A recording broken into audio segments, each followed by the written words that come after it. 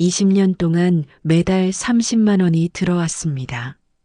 그런데 보낸 사람은 아버지가 죽은 뒤에도 계속 돈을 보냈습니다. 저는 결국 그 사람을 찾아갔습니다. 사람은 살아가면서 수많은 빚을 집니다. 은행에서 빌린 돈도 빚이고 누군가에게 신세를 진 것도 빚입니다. 하지만 어떤 빚은 돈으로 갚을 수 없습니다. 그리고 어떤 빚은 평생 갚으려고 해도 갚을 수 없습니다. 저에게도 그런 빚이 하나 있었습니다. 정확히 말하면 제가 빚을 진 줄도 모르고 살아온 20년이었습니다. 20살이던 어느 겨울 아버지가 세상을 떠났습니다. 갑작스러운 사고였습니다. 그날 이후 우리 가족의 삶은 완전히 달라졌습니다. 어머니는 시장에서 하루 종일 장사를 하셨고 저는 학교를 그만두고 공장에서 일했습니다. 동생은 아직 고등학생이었습니다. 당장 먹고 사는 것부터 걱정해야 했습니다. 그때부터 저는 한 가지 생각만 했습니다. 우리 가족은 내가 지켜야 한다. 그래서 정말 열심히 살았습니다. 아침 일찍 일어나 일했고 밤늦게까지 일했습니다. 월급을 받으면 어머니께 생활비를 드리고 동생 학원비와 교통비를 마련했습니다. 그러던 어느 날 통장을 확인하다가 이상한 입금 하나를 발견했습니다. 매달 똑같은 날, 똑같은 금액이 들어오고 있었습니다. 30만 원. 보낸 사람의 이름은 없었습니다. 그저 알 수 없는 숫자와 영문만 표시되어 있었습니다. 처음에는 은행 오류인 줄 알았습니다. 다음 달에도 돈이 들어왔습니다. 또 그 다음 달에도 들어왔습니다. 저는 은행에 문의했습니다. 은행 직원은 말했습니다. 정기적으로 송금되는 건 맞습니다. 보낸 사람을 확인할 수 있을까요? 직원은 고개를 저었습니다. 고객님께서 직접 확인하기는 어렵습니다. 저는 그 돈을 사용하지 않았습니다. 혹시 누군가 잘못 보낸 돈일지도 몰랐기 때문입니다. 그런데 석 달이 지나도 돈은 계속 들어왔습니다. 결국 어머니에게 말했습니다. 엄마, 혹시 아는 사람 있어? 어머니는 통장을 보더니 이상하게 굳어버렸습니다. 이 돈, 왜? 어머니는 아무 말도 하지 않았습니다. 잠시 후 통장을 덮으며 말했습니다. 그냥 두거라. 왜요? 언젠가는 알게 될 거다. 그 말이 이상했습니다. 하지만 저는 더 묻지 않았습니다. 그렇게 시간이 흘렀습니다. 1년, 5년, 10년, 20년. 매달 같은 날, 같은 금액이 들어왔습니다. 그리고 저는 어느 순간부터 그 돈을 잊고 살았습니다. 20해가 지났습니다. 저는 어느덧 50살이 되었습니다. 어머니는 70을 훌쩍 넘기셨고 동생도 결혼해서 두 아이의 아버지가 되어 있었습니다. 우리 가족은 예전보다 훨씬 편안해졌습니다. 저도 작은 사업을 시작했고 아이들을 키우며 평범하게 살아가고 있었습니다. 그런데 이상하게도 매달 같은 날이 되면 저는 통장을 확인했습니다. 30만 원. 여전히 들어왔습니다. 20년 동안 한 번도 빠진 적이 없었습니다. 저는 가끔 생각했습니다. 도대체 누가 보내는 걸까? 하지만 어머니는 아무 말도 하지 않았습니다. 어느 날 제가 다시 물었습니다. 엄마, 그 돈 누가 보내는 거예요? 어머니는 한참 동안 창밖을 바라봤습니다. 그러더니 말했습니다. 내가 20살 때, 내 아버지가 돌아가셨을 때, 말을 멈추셨습니다. 그때 우리 가족을 도와준 사람이 있었단다. 저는 놀랐습니다. 누군데요? 어머니는 고개를 저었습니다. 나도 정확히는 몰라. 그럼 왜 20년 동안 돈을 보내요? 어머니는 작은 목소리로 대답했습니다. 그 사람에게 약속했거든. 무슨 약속? 어머니는 더 이상 말하지 않았습니다. 며칠 뒤 어머니의 건강이 갑자기 나빠졌습니다. 병원에 입원하셨습니다. 저는 병실에 앉아 어머니 손을 잡았습니다. 엄마, 이제는 말해줘. 그 돈 누가 보내는 거야? 어머니는 한참 동안 침묵했습니다. 그리고 아주 작은 목소리로 말했습니다. 내 아버지가 살아있을 때 누군가에게 큰 도움을 받은 적이 있었단다. 나는 처음 듣는 이야기였습니다. 아버지는 평범한 사람이었습니다. 그렇게 큰 돈을 빌릴 일이 있었다는 것도 몰랐습니다. 어머니는 말을 이어갔습니다. 아버지가 사업을 하다가 크게 실패했었어. 그때 우리 집이 거의 넘어갈 뻔했지. 그런데 어떤 사람이 돈을 빌려줬단다. 그 사람 덕분에 우리가 집을 지킬 수 있었어. 나는 놀랐습니다. 그런데 왜 아빠는 아무 말도 안 했어요? 어머니는 눈물을 닦았습니다. 아버지가 부끄러워했거든. 평생 갚겠다고 했는데. 어머니는 잠시 숨을 골랐습니다. 결국 다 갚지 못하고 세상을 떠났지. 저는 아무 말도 하지 못했습니다. 그러면 매달 들어온 돈은 무엇일까요? 아버지의 빚을 대신 갚는 돈일까요? 그런데 이상했습니다. 20년 동안 30만 원씩 총액으로 계산하면 엄청난 돈이었습니다. 도대체 그 사람은 왜 우리 가족에게 계속 돈을 보내는 걸까요? 어머니는 병원 침대 옆 서랍에서 낡은 수첩 하나를 꺼냈습니다. 이걸 내게 주려고 했어. 수첩은 오래되어 종이가 누렇게 변해 있었습니다. 첫 장에는 아버지의 글씨가 있었습니다. 날짜와 숫자들이 빼곡하게 적혀 있었습니다. 그리고 마지막 부분에 이런 문장이 있었습니다. 내가 못 갚으면 아이들이 언젠가 갚을 것이다. 저는 그 문장을 보고 한참을 바라봤습니다. 그런데 그 아래에는 또 다른 글씨가 있었습니다. 아버지의 글씨가 아니었습니다. 아니요. 아이들에게는 아무것도 요구하지 마세요. 저는 놀랐습니다. 누군가가 아버지의 수첩에 답장을 남긴 것이었습니다. 그리고 그 아래에 이름 하나가 있었습니다. 김정호. 저는 그 이름을 처음 들어봤습니다. 어머니가 말했습니다. 그 사람이야. 20년 동안 돈을 보낸 사람. 저는 자리에서 일어났습니다. 왜 지금까지 아무 말도 안 했어요? 어머니는 고개를 숙였습니다. 그 사람이 부탁했어. 아이들에게는 절대 자신이 누군지 말하지 말아달라고. 왜요? 어머니는 눈물을 흘렸습니다. 아버지가 마지막에 그 사람에게 했던 약속 때문이란다. 나는 김정호라는 사람을 찾기 시작했습니다.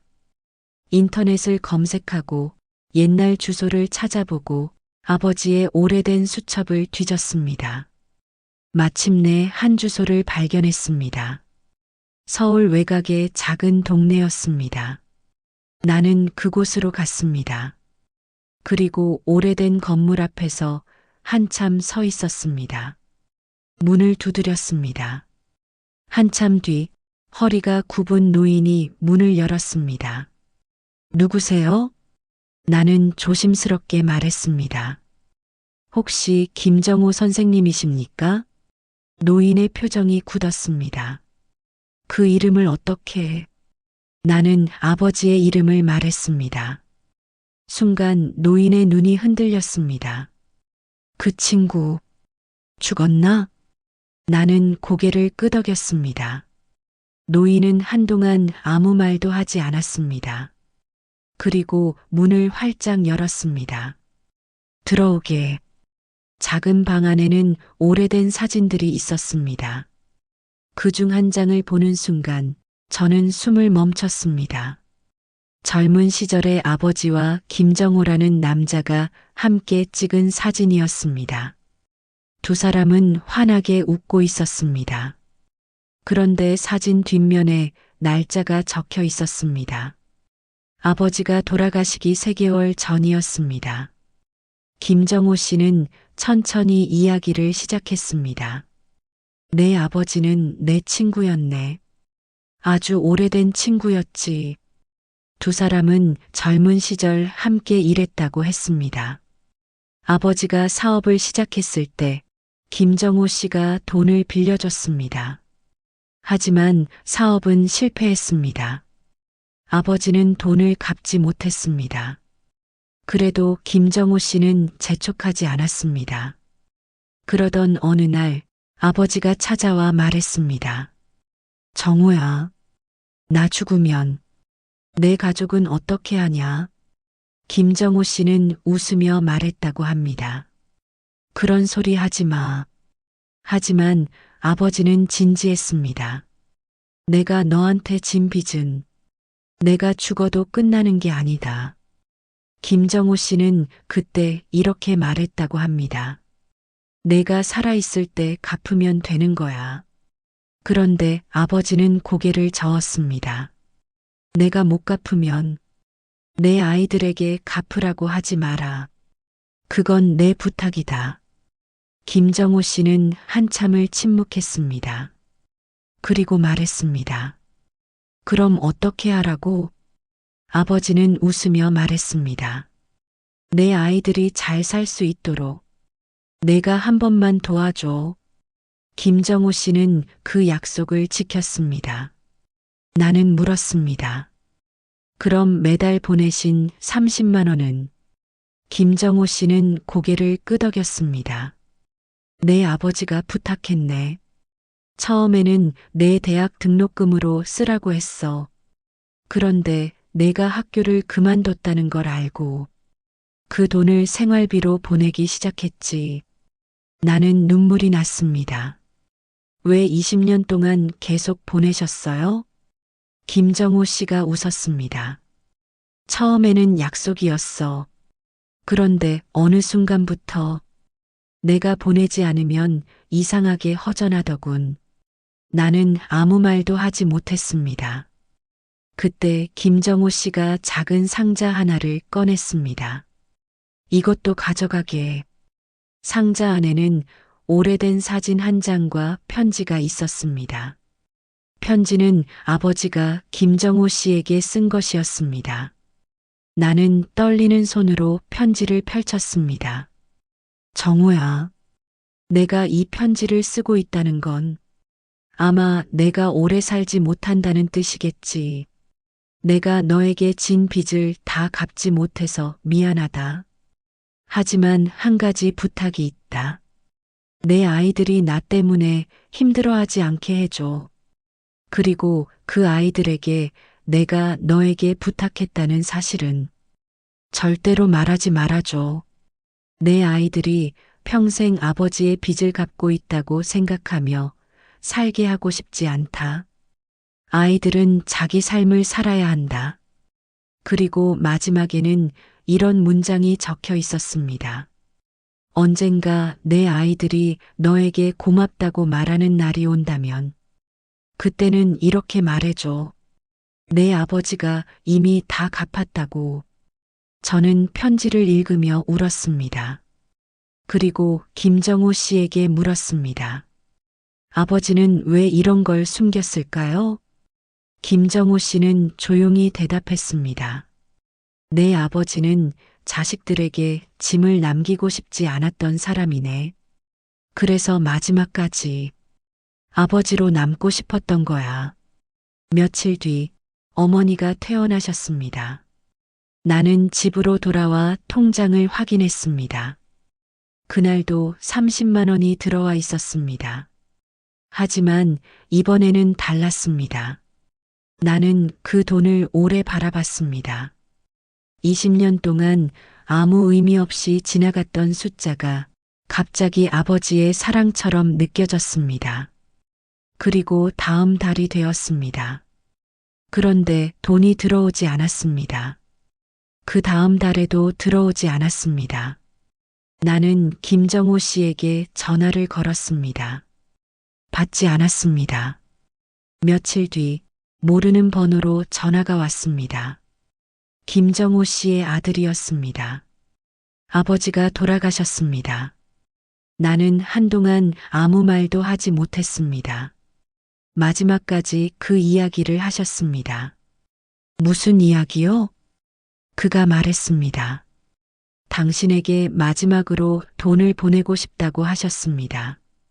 나는 통장을 확인했습니다. 그날 마지막으로 30만 원이 입금되어 있었습니다. 그리고 입금자 명에는 처음으로 이름이 적혀 있었습니다. 김정호.